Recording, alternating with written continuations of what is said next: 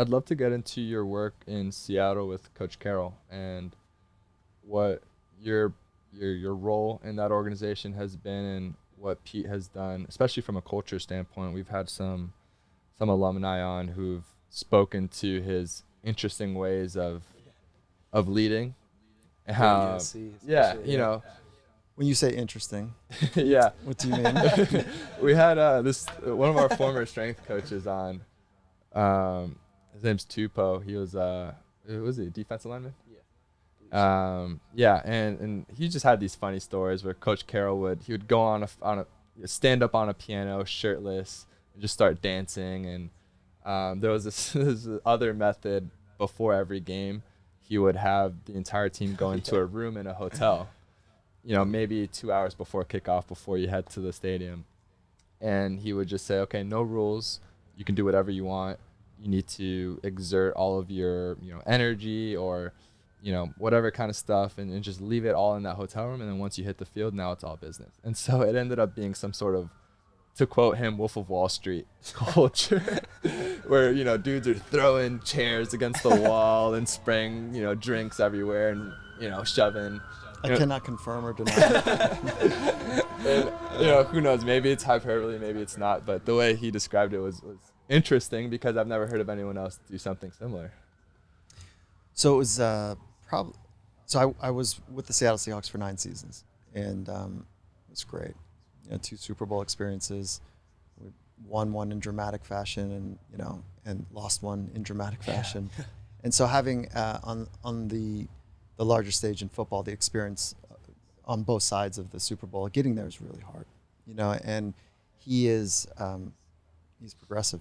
He's an avant-garde coach. He's got a philosophy, and he's got a deep appreciation for psychology. And so when I first started in my career, so I graduated, as a licensed psychologist, PhD, and I left, and I did full circle. I didn't like or really know stick and ball sports, but my first job was in pro hockey. I never played. Again, a lot of rules, so I'm back into that world, and I didn't dig it. Why did you get into it at all? What made you? I needed a job. Take that. Okay. I needed a job. And it's a pros, it's cool in that respect. And so, I didn't like my experience in pro sport. And so I left to go into what I call pure environments.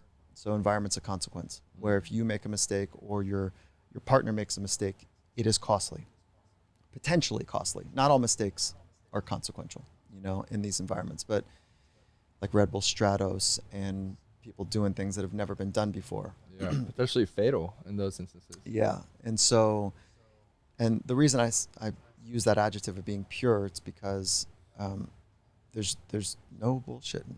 Like if you don't get it right, fatal. Yeah. And so, football's rugged.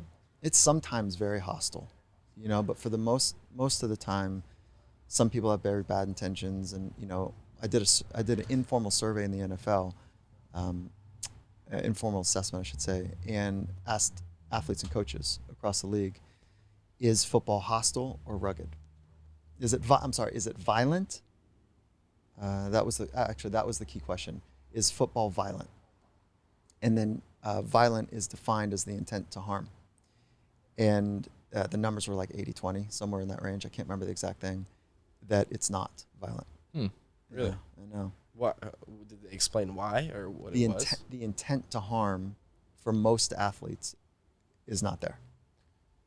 Yeah. Would I you mean, agree? I don't think I'm like intentionally trying to hurt somebody else. You play running back, but Yeah. maybe like a linebacker or It's a D it's lineman. more like the intent to my will is more important than your safety. So if that interferes, then you're gonna have to cross that road. But it's not my initial intent to just hurt you. That's right. Yeah. So Yeah. that's that, and so it's rugged.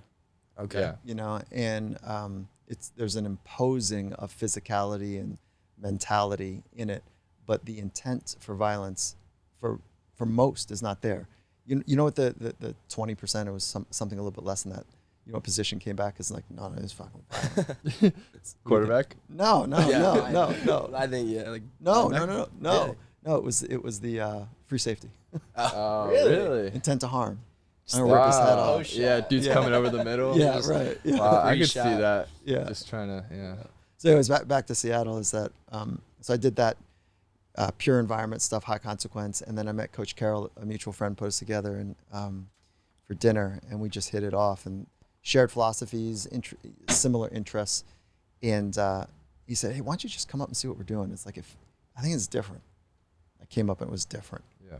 and so I love that the time I spent there, but I haven't been there for 2 years now.